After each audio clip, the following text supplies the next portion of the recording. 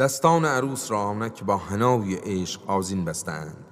و بیبی دوست مقدس و بیبی تندوری نازنین به زیارت رخسار عروس از آسمان آمدند و با ملودی های حنابندان بیبی گل عروس و یار آقا جان و یارک من مهیای هجله ابدی زندگی است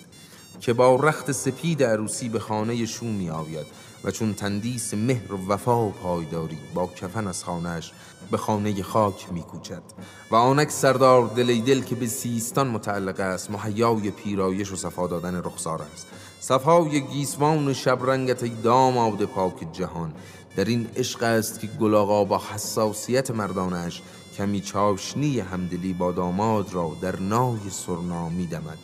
تا موی سر و صورت داماد را در ضیافت به یاد ماندنی سرتراشک صفا بخشد،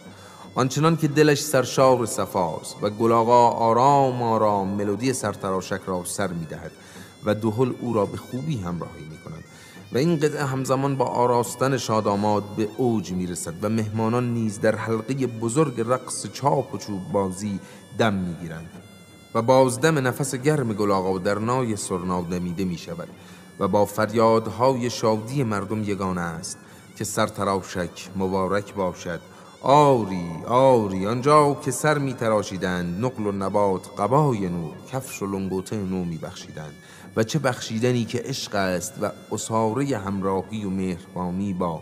مردم در مراسم سرتراشک.